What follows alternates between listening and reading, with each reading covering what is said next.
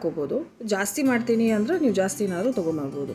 ಇಲ್ಲಿ ನಾವು ಸಾಂಬಾರಿಗೋಸ್ಕರ ಸ್ವಲ್ಪ ಮಟನ್ ಮೂಳೆ ಇರೋಂಥ ಪೀಸಸ್ನ ಫಸ್ಟು ನಾವು ಮಟನ್ ಸಾಂಬಾರು ಪ್ರಿಪೇರ್ ಮಾಡ್ಕೊಳ್ಳೋಣ. ಅದಾದಮೇಲೆ ಕೈಮಾ ಉಂಡೆಗಳನ್ನ ಅದಕ್ಕೆ ಬಿಟ್ಟರೆ ತುಂಬ ರುಚಿಯಾಗಿರುತ್ತೆ ಸಾಂಬಾರು. ನಾನಿಲ್ಲಿ ಆ ಪೀಸಸ್ಸಿಗೆ ಉಪ್ಪು ಅರಶಿನ ಹಾಕಿ ಚೆನ್ನಾಗಿ ಹುರ್ಕೊಂಡಿದ್ದೀನಿ. ನಾನಿಲ್ಲಿ ಮೊದಲೇ ಶುಂಠಿ ಬೆಳ್ಳುಳ್ಳಿ ಪೇಸ್ಟ್ ಮಾಡ್ಕೊಂಡಿದ್ದೆ ನನಗೆ ಕೈಮಾ ಉಂಡೆಗೆ ಬೇಕು ಅಂತ.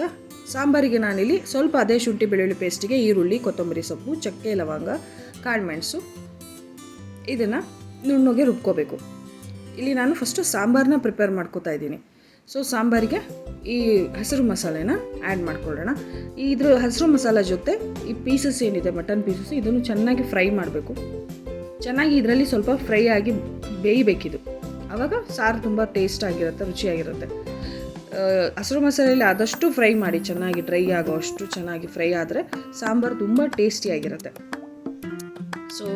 ಫ್ರೈ ಆದಮೇಲೆ ನಾನು ಆ ಮಸಾಲೆ ಜಾರಿಗೆ ಸ್ವಲ್ಪ ರುಬ್ಬಿರೋ ನೀರು ಮಿಕ್ಸ್ ಮಾಡಿ ಕೂಡ ಆ್ಯಡ್ ಮಾಡ್ತಾಯಿದ್ದೀನಿ. ಚೆನ್ನಾಗಿ ಇದರಲ್ಲೇ ಬೇಯಿಸ್ಕೊಳ್ಳಿ. ಸ್ವಲ್ಪ ಹಸಿರು ಮಸಾಲೆಯಲ್ಲಿ ನಾನು ಬೇಯಿಸ್ಕೊತಾ ಇದ್ದೀನಿ, ರುಚಿ ಚೆನ್ನಾಗಿ ಬರುತ್ತೆ ಅಂತ. ಇನ್ನು ಯಾರೆಲ್ಲ ಚಾನಲ್ನ ಸಬ್ಸ್ಕ್ರೈಬ್ ಮಾಡಿಲ್ಲ ದಯವಿಟ್ಟು ಸಬ್ಸ್ಕ್ರೈಬ್ ಮಾಡಿ. ನಾನು ಈ ರೆಸಿಪಿ ನಿಮ್ಗೆ ಇಷ್ಟ ಆದರೆ ಲೈಕ್ ಮಾಡಿ, ಫ್ರೆಂಡ್ಸ್ಗೆಲ್ಲ ಶೇರ್ ಮಾಡಿ, ದಯವಿಟ್ಟು ಸಬ್ಸ್ಕ್ರೈಬ್ ಆಗಿ. ಇದು ಚೆನ್ನಾಗಿ ಕುದ್ದ ನಂತರ ನಾನಿಲ್ಲಿ ಖಾರಕ್ಕೆ ರೆಡ್ ಚಿಲ್ಲಿ ಪೌಡರ್, ಕೆಂಪು ಮೆಣಸಿನ ಪುಡಿನ ಹಾಕ್ತಾಯಿದ್ದೀನಿ. ನಿಮಗೆ ಎಷ್ಟು ಬೇಕು ಅಷ್ಟು ಖಾರಕ್ಕೆ, ಸಾಂಬಾರು ಎಷ್ಟು ಕ್ವಾಂಟಿಟಿಲಿ ಮಾಡ್ತೀರೋ ಅಷ್ಟು ಖಾರ ಹಾಕಿ. ಸ್ವಲ್ಪ ಅಂದರೆ ಸ್ವಲ್ಪ ಖಾರ ಹಾಕಿದ್ರೆ ಸಾಕು. ಧನಿಯಾ ಪೌಡರ್ 1 ಸ್ಪೂನ್ ಧನಿಯಾ ಪೌಡರ್ ಯೂಸ್ ಮಾಡ್ತಾಯಿದ್ದೀನಿ. ಗರಂ ಮಸಾಲೆ ಹಾಕ್ತಾಯಿದ್ದೀನಿ.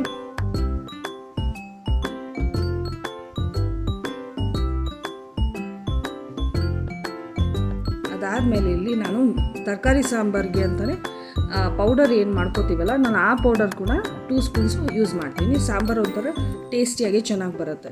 ಕೆಲವ್ರು ಯೂಸ್ ಮಾಡಲ್ಲ, ಬಟ್ ನಾನು ಈ ತರಕಾರಿ ಸಾಂಬಾರಿಗೆ ಅಂತಲೇ ಸಾಂಬಾರು ಪೌಡರ್ನ ನಾವೇನು ಪ್ರಿಪೇರ್ ಮಾಡಿ ಇಟ್ಕೋತೀವಲ್ಲ, ಅದನ್ನು ಒಂದು 2 ಸ್ಪೂನ್ ಹಾಕ್ತೀನಿ. ಸಾಂಬಾರು ತುಂಬ ರುಚಿಯಾಗಿ ಚೆನ್ನಾಗಿ ಬರುತ್ತೆ. ಯೂಶ್ವಲಿ ಧನಿಯಾ ಮೆಣಸಿನ ಪುಡಿ ಬಿಟ್ಟರೆ ಬೇರೆಯವ್ರು ಯೂಸ್ ಮಾಡಲ್ಲ. ಯೂಶ್ವಲಿ ಕೆಲವರು ಈ ರೀತಿ ಯೂಸ್ ಮಾಡ್ತಾರೆ, ನಾನು ಯೂಸ್ ಮಾಡ್ತೀನಿ. ಬಟ್ ಸಾರು ತುಂಬ ಟೇಸ್ಟಿಯಾಗಿ ಚೆನ್ನಾಗಿರುತ್ತೆ. ಹಸಿ ವಾಸನೆ ಹೋಗೋವರೆಗೂ ಚೆನ್ನಾಗಿ ಅದನ್ನು ಫ್ರೈ ಮಾಡ್ಕೊಳ್ಳಿ. ಹಸಿ ವಾಸನೆ ಹೋಗೋವಷ್ಟು ಚೆನ್ನಾಗಿ ಕುದಿಸ್ಕೊಂಡು ಫ್ರೈ ಆದಮೇಲೆ ಎಷ್ಟು ನನಗೆ ಅದಷ್ಟು ನೀರು ಬೇಕೋ ಅಷ್ಟು ನೀರನ್ನು ಆ್ಯಡ್ ಮಾಡ್ಕೋಬೇಕು. ಯಾಕೆಂದರೆ ಕೈಮಾ ಉಂಡೆ ಹಾಕಿದ ತಕ್ಷಣ ಸಾಂಬಾರು ಗಟ್ಟಿ ಆಗುತ್ತೆ. ಅದಕ್ಕೆ ಸ್ವಲ್ಪ ತೆಳ್ಳಗೆ ಇರೋ ರೀತಿ ನೀವು ನೀರು ಹದವ ತುಂಬ ನೀರು ಹಾಕೋಬಿಡ್ಬೇಡಿ, ಹದ ನೋಡ್ಕೊಂಡು ಹಾಕ್ಕೊಳ್ಳಿ. ಯಾಕಂದರೆ ಕೈಮಾ ಉಂಡೆ ಹಾಕಿದ್ಮೇಲೆ ಮತ್ತು ಅದು ಗಟ್ಟಿ ಆಗುತ್ತೆ. ಅದಕ್ಕೋಸ್ಕರ ಸ್ವಲ್ಪ ನೀರು ಹಾಕ್ಕೊಂಡು 4 ವಿಷಲ್ ಹೊಡ್ಸ್ಕೋಬೇಕು. ಫಸ್ಟು ಈ ಮಟನ್ ಚೆನ್ನಾಗಿ ಬೇಯಬೇಕು. ಇಲ್ಲಿ 4 ವಿಷಲ್ ಆಗಬೇಕು. 4 ವಿಷಲ್ ಆದಮೇಲೆ ನಾನಿಲ್ಲಿ ಕಾಯಿ, ಕಡಲೆ, ಟೊಮೊಟೊನ ಹಾಕಿಲ್ಲ. ನಾವಿಲ್ಲಿ ರೆಡಿ ಮಾಡ್ಕೊಂಡಿದ್ದೀವಿ. ಅದನ್ನು ಚೆನ್ನಾಗಿ ರುಬ್ಕೊಳ್ಳೋಣ. ಕಾಯಿ, ಕಡಲೆ, ಟೊಮೊಟೊ ಈ 3ನ್ನ ರುಬ್ಬಿ ಸೈಡಿಗೆ ಇಟ್ಕೊಂಡಿದ್ದೀನಿ. ಯಾಕಂದರೆ ಇದಕ್ಕೆ ನಾನೇನು ಹಾಕಿಲ್ಲ ಸಾಂಬಾರಿಗೆ. ವಿಷಲ್ ಓಪನ್ ಮಾಡಿದ ತಕ್ಷಣ ಮಟನ್ ಚೆನ್ನಾಗಿ 4 ವಿಷಲಿಗೆ ಬೆಂದಿರುತ್ತೆ. ಈಗ ನಾವೇನು ರುಬ್ಬಿಟ್ಕೊಂಡಿರೋವಂತಹ ಕಾಯಿ, ಕಡಲೆ ಮತ್ತು ಟೊಮೊಟೊ ಈ ಪೇಸ್ಟನ್ನು ಇದಕ್ಕೆ ಆ್ಯಡ್ ಮಾಡ್ಕೊಳ್ಳಿ.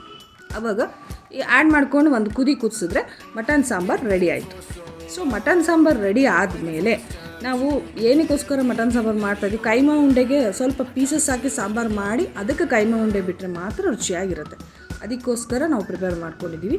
ಇಲ್ಲಿ ನಾವು ಕೈಮಾಗು ಅಂತಲೇ ನೀವು ಹೇಳಿದ್ರೆ ಶಾಪಲ್ಲಿ ಈ ರೀತಿ ಚೆನ್ನಾಗಿ ಕಟ್ ಮಾಡಿ ಕೊಡ್ತಾರೆ. ನೀವು ಅದನ್ನು ಒಂದು ಸಲ ವಾಶ್ ಮಾಡಬೇಕು.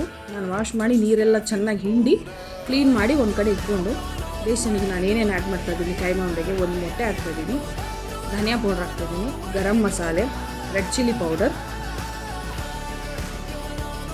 ಶುಂಠಿ ಬೆಳ್ಳುಳ್ಳಿ ಪೇಸ್ಟು, ಸ್ವಲ್ಪ ಇಲ್ಲಿ ಕಾಳು ಮೆಣಸಿನ ಪುಡಿ, ಬ್ಲ್ಯಾಕ್ ಪೆಪ್ಪರ್ ಪೌಡರ್ ಕೂಡ ಹಾಕ್ತಾಯಿದ್ದೀನಿ, ರುಚಿಗೆ ತಕ್ಕಷ್ಟು ಉಪ್ಪು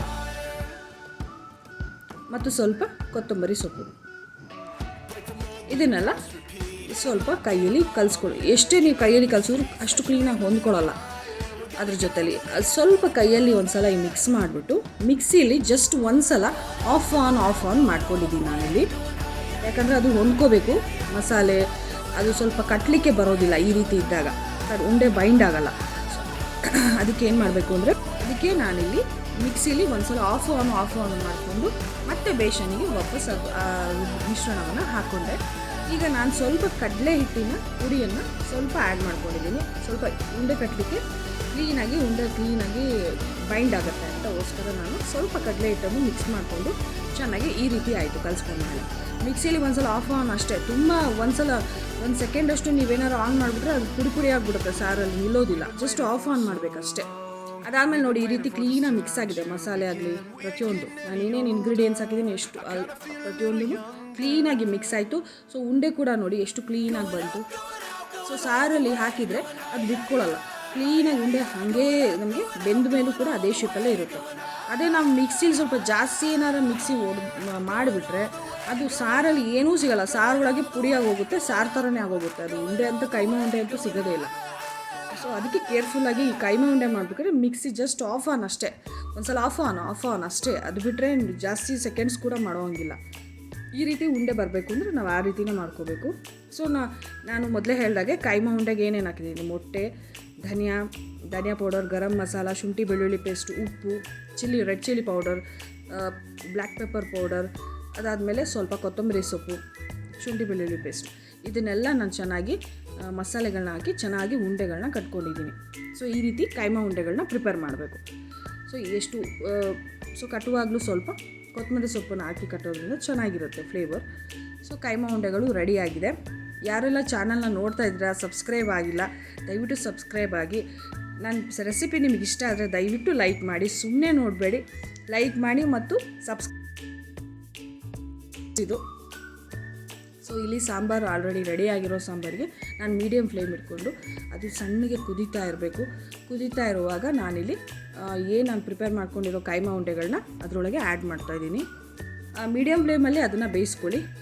ಬೇಯ್ತಾ ಎಲ್ಲ ಉಂಡೆಗಳು ಮೇಲಿಗೆ ಬರುತ್ತೆ. ಯಾವಾಗ ಬೇಯಕ್ಕೆ ಶುರು ಆಗುತ್ತೆ ಒಂದು ಅರ್ಧ 50% ಬೆಂದಿದಂಗೆ ನನಗೆ ಉಂಡೆಗಳೆಲ್ಲ ಮೇಲೆ ಬಂದುಬಿಡುತ್ತೆ.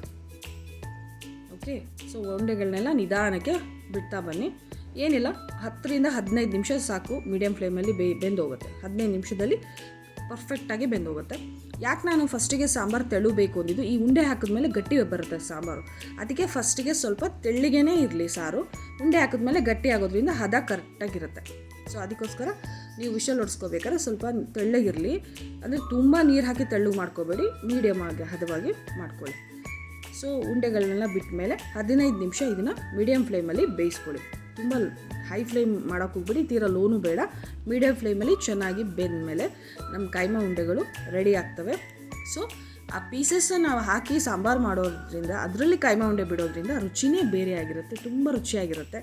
ಸೊ ಬರೀ ಕೈಮಾ ಉಂಡೆ ಸಾಂಬಾರು ಮಾಡಿದ್ರೆ ಅಷ್ಟೊಂದು ರುಚಿ ಅನಿಸಲ್ಲ. ಈ ರೀತಿ ಒಂದು ಸ್ವಲ್ಪ ಮೂಳೆ ಇರೋವಂಥ ಪೀಸಸ್ನ ಹಾಕಿ ಸಾಂಬಾರು ಮಾಡಿ ಅದಕ್ಕೆ ಬಿಡೋದ್ರಿಂದ ಬಹಳ ಟೇಸ್ಟಿಯಾಗಿರುತ್ತೆ. ಒಮ್ಮೆ ಟ್ರೈ ಮಾಡಿ ನೋಡಿ. ಸೊ ನಾನಿಲ್ಲಿ ಮುದ್ದೆಗೆ, ನಮಗೇನು ರಾಗಿ ಮುದ್ದೆ ಕಂಪಲ್ಸರಿ ಇರಲೇಬೇಕು. ಸೊ ಬೆಸ್ಟ್ ಮೀಲ್ ಅದು. ಸೊ ರಾಗಿ ಮುದ್ದೆಗೆ ಕೈಮಾ ಉಂಡೆ ಸಾಂಬಾರು ರೆಡಿ ಟು ಈಟ್. ಊಟ ಮಾಡಲಿಕ್ಕೆ ರೆಡಿ ಆಯಿತು. ನಮ್ಮ ಕೈಮಾ ಉಂಡೆ ಸಾಂಬಾರು, ಬಿಸಿ ಸಾಂಬಾರು, ಬಿಸಿ ರಾಗಿ ಮುದ್ದೆ ಸವಿಯಲು ಸಿದ್ಧ. ಒಮ್ಮೆ ಈ ಸಿಂಪಲ್ ರೆಸಿಪಿ ಮಾಡಿ ನೋಡಿ, ತುಂಬ ರುಚಿಯಾಗಿರುತ್ತೆ. ಸುಮಾರು ಜನ ನೀವು ಮಾಡ್ತಾನೆ ಇರ್ತೀರ ನಿಮ್ಮ ಸ್ಟೈಲಲ್ಲಿ. ಇದು ನಮ್ಮ ಸ್ಟೈಲ್ ರೆಸಿಪಿ. ಒಂದು ಸಲ ಟ್ರೈ ಮಾಡಿ ನೋಡಿ, ಸಿಂಪಲ್ಲಾಗುತ್ತೆ, ಕ್ವಿಕ್ಕಾಗುತ್ತೆ. ಇನ್ನೂ ಯಾರ್ಯಾರು ಚಾನಲ್ನ ಸುಮ್ಮನೆ ನೋಡ್ತಾ ಇದ್ದೀರಾ, ಲೈಕು ಮಾಡಿದೆ, ಸಬ್ಸ್ಕ್ರೈಬು ಆಗದೆ, ದಯವಿಟ್ಟು ಲೈಕ್ ಮಾಡಿ, ಸಬ್ಸ್ಕ್ರೈಬ್ ಮಾಡಿ, ಸಪೋರ್ಟ್ ಮಾಡಿ ಅಂತ ಕೇಳ್ಕೊತಾ ಇದ್ದೀನಿ. ನನ್ನ ರೆಸಿಪಿ ಇಷ್ಟ ಆದರೆ ದಯವಿಟ್ಟು ಫ್ರೆಂಡ್ಸ್ಗಳಿಗೆಲ್ಲ ಶೇರ್ ಮಾಡಿ, ಅವ್ರಿಗೂ ಸಪೋರ್ಟ್ ಮಾಡಿ. ನಿಮ್ಮ ಸಪೋರ್ಟ್ ಇನ್ನೂ ನಾನು ಇದರಿಂದ ಏನಾದ್ರು ಬೇರೆ ರೆಸಿಪಿ ಬೇಕು ಅಂದರೆ ನನಗೆ ಕಮೆಂಟ್ ಮಾಡಿ, ನೆಕ್ಸ್ಟ್ ವಿಡಿಯೋದಲ್ಲಿ ಆ ರೆಸಿಪಿನೂ ಕೂಡ ಹಾಕ್ತೀನಿ. Thank you for watching. ಧನ್ಯವಾದ. Thank you so much.